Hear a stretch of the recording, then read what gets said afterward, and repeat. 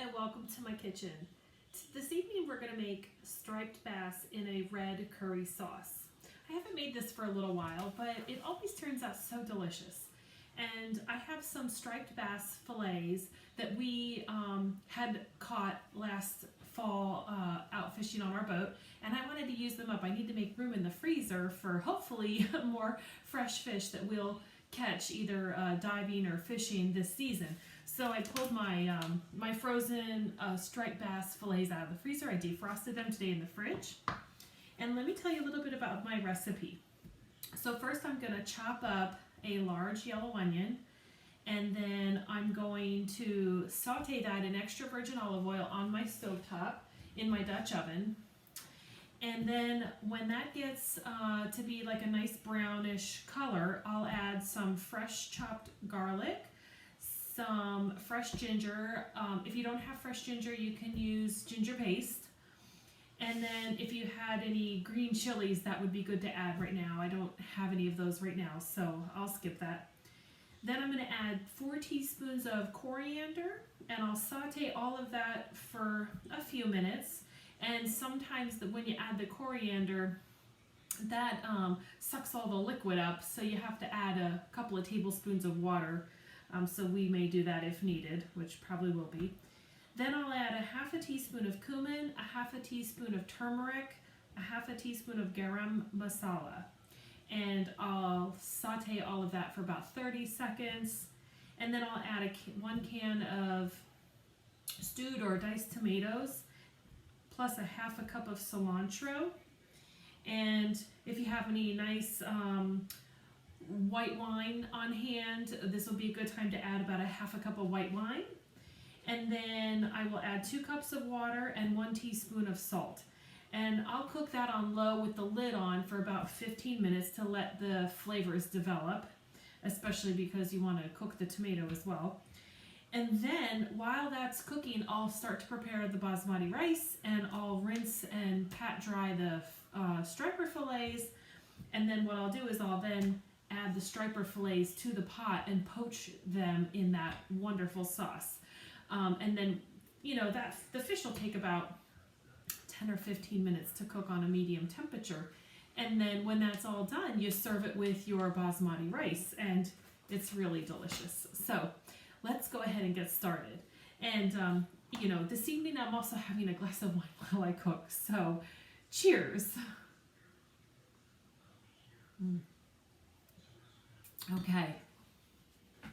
Okay, I preheated the pan here on the stove. Now I'm going to add some extra virgin olive oil. All right. Then I'm going to add my chopped onion and saute that first.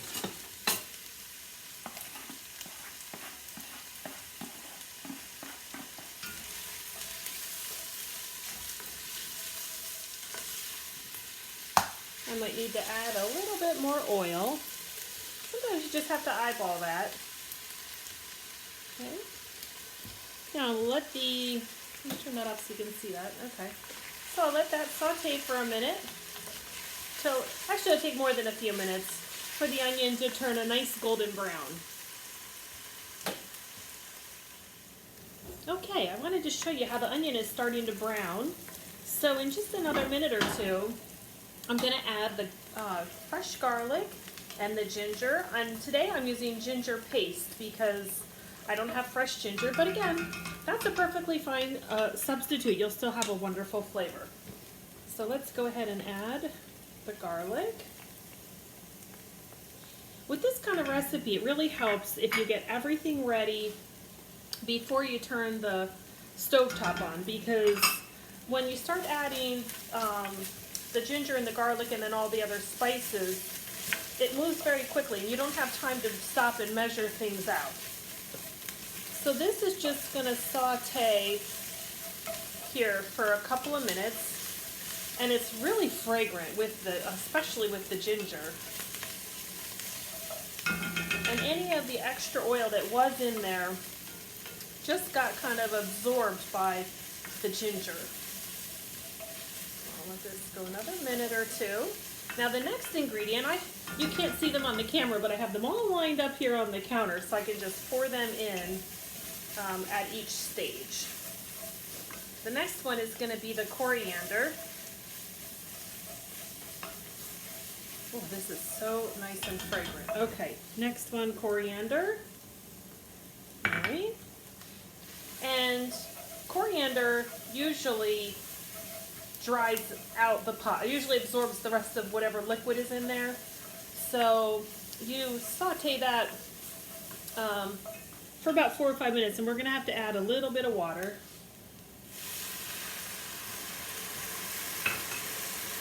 So that we can continue sauteing. Whew, hot.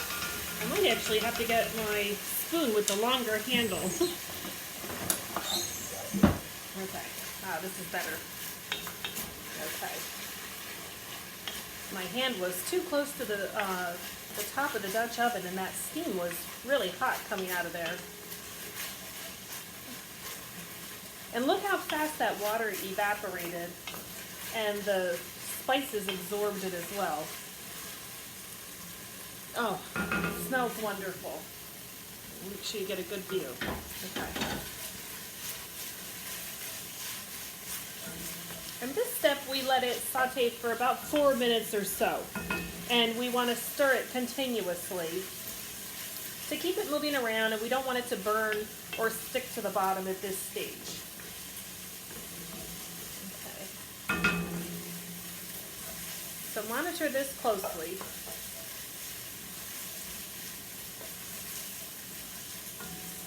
Okay, I think we're about ready now to add our spices of cumin, turmeric, and garam masala. We'll go ahead and sprinkle this all over. Okay, scrape it out as best you can. Okay, now stir that up. I like to just have a handhold here, but the pot is really hot, so I have to make sure I have a hot pad. Kind of gives me a little bit of leverage.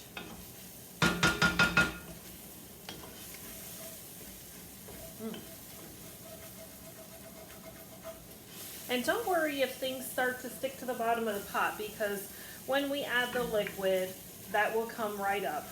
And we will use all of this as part of the flavor. See how that's working? Okay, we're building the flavor here.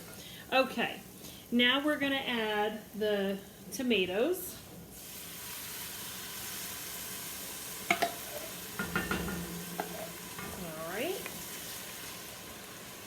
Stir that around. And with the tomatoes, we're going to add half a cup of dry cilantro. Seems like a lot, but that's what I use, and it always turns out delicious. Okay. Now, I used one 15-ounce can of tomatoes here, but if you want more tomato flavor, you can add more tomatoes to the pot. Okay, see how that looks. That's beautiful. Now you smell all those wonderful spices mixed with the tomato. That's delicious. Okay.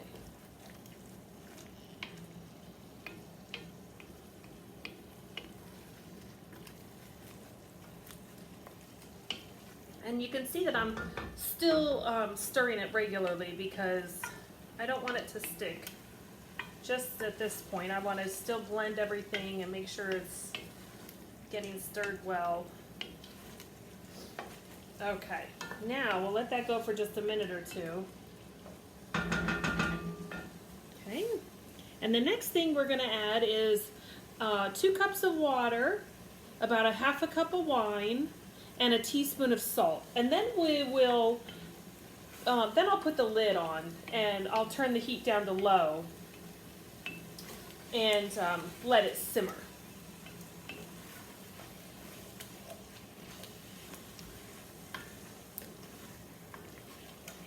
This is going to be a wonderful base. Okay, let's go ahead and add the water first.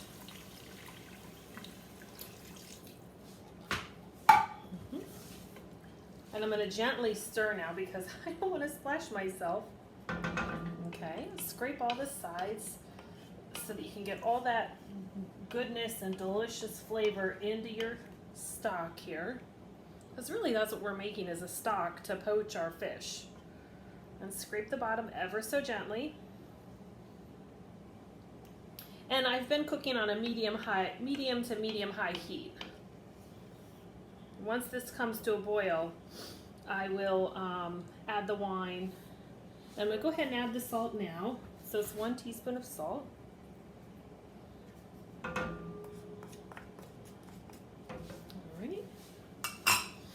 Stir it gently.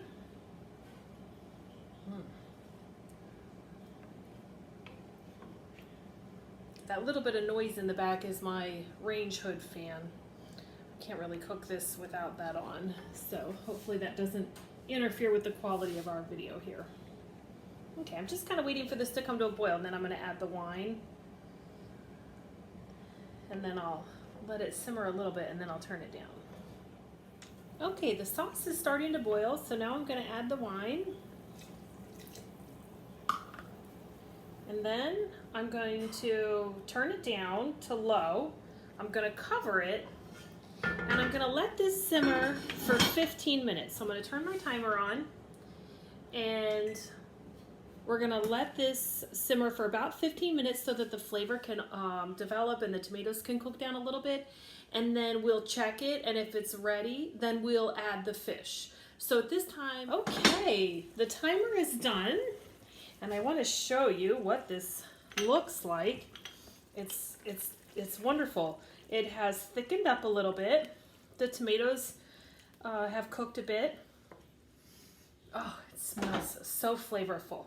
So now I'm going to add the fish, and then we're going to let the fish poach in this wonderful sauce. And it's best if you can try to get the fish to be covered by the sauce. I really like that. I cut my striper pieces into these like chunks.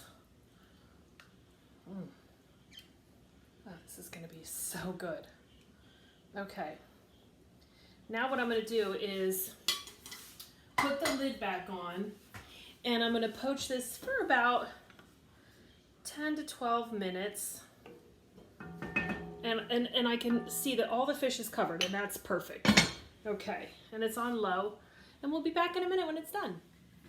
Welcome back. Everything's done, so let's plate it up and have a taste. See how it turned out. Okay, take the lid off. Look at all that steam coming out. Oh, it smells heavenly. Oh my goodness, I'm so excited. Just want to check to make sure nothing stuck to the bottom. It did not. And I want to give you a little bit of a close-up so you can see what it looks like inside the pot. It's a little hard to show you, but there we go. The fish is cooked. So my friend Karen gave me this microwave rice cooker. There's lots of ways to cook rice, but sometimes in the middle of the week, you need something that's easy and cooks the rice perfectly every time, and this does the trick. I love it. I put a little dash of salt, I put a bay leaf, and I put a little bit of olive oil in there, and then it comes with this little rice paddle. So I'm just gonna break up the rice kernels a little bit. And like I said, it cooks my rice perfectly every time. So I'm gonna put some rice in here, in my dish. Then I'm gonna spoon a couple of pieces of fish with some sauce on top, and then we'll taste it. Okay, so it's nice. And now let's get a piece of fish out of here.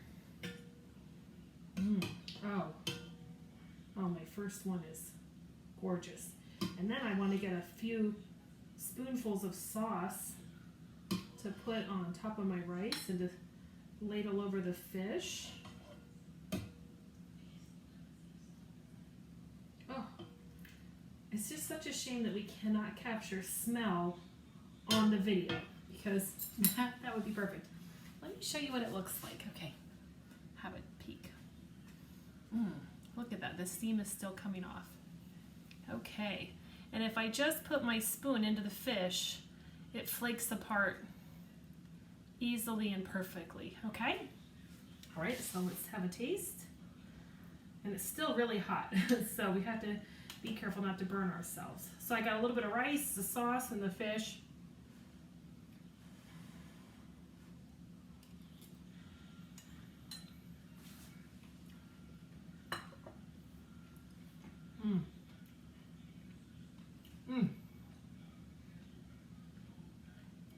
It is just perfect.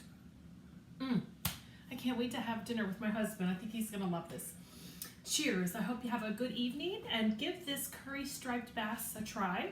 If you don't have striped bass, you could use any other type of mild whitefish, such as cod, flounder, tilapia, dorado, and I'm sure this would also taste really good with red snapper.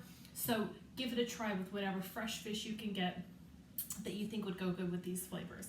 I look forward to hearing from you, and if you liked my video, please give me a thumbs up and subscribe to the channel. Have a good evening. Cheers. Bye.